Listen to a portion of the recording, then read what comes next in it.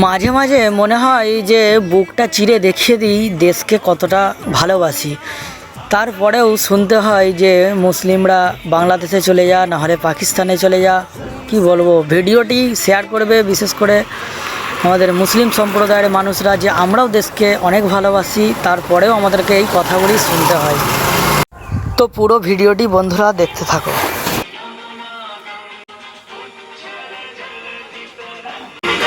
আজকে আমাদের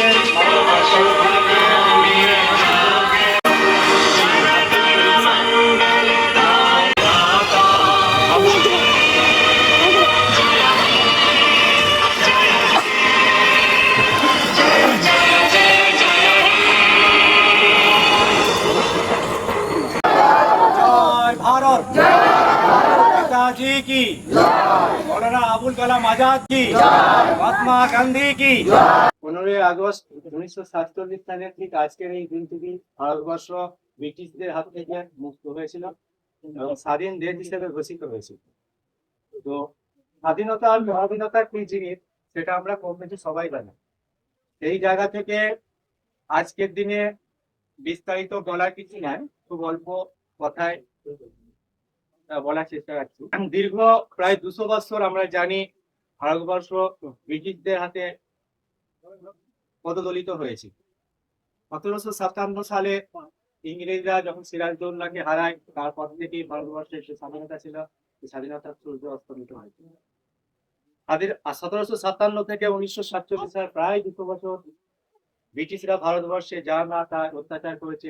কত প্রাণ গেছে, কত মানুষের প্রাণ হানি হয়েছে, কত সম্পদের হানি হয়েছে। তারপরে দীর্ঘ প্রতীক্ষা এবং দীর্ঘ আন্দোলন, দীর্ঘ বিপ্লবের মাধ্যমে 1947 আজকে পৃথিবীতে স্বাধীনতা লাভ করে। এবার স্বাধীনতা বলতে আমরা যা বুঝি, স্ব অধীনে কাজ করা। স্ব অধীন মানে নিজ অধীন। এমন একটা দেশ, এমন একটা সংবিধান, এমন একটা আইন প্রণয়নকারী পার্লামেন্ট থাকবে যেখানে মানুষ তার নিজস্ব মৌলিক অধিকারগুলোই রক্ষা করে তার জীবনযাপন করতে পারে।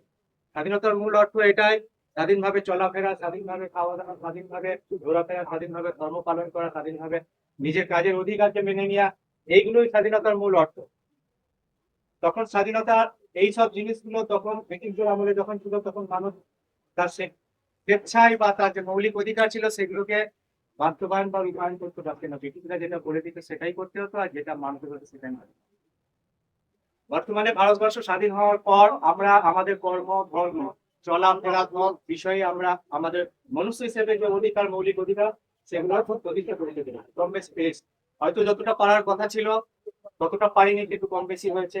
আগামীতে এই জিনিসকে আরো এগিয়ে নিয়ে গিয়ে স্বাধীনতার লক্ষ্য রাষ্ট্র আমরা উপলব্ধি করে স্বাধীনতাকে বাস্তবায়িত করার প্রচেষ্টা রাখবো। এই কিছু বলার জন্য আমি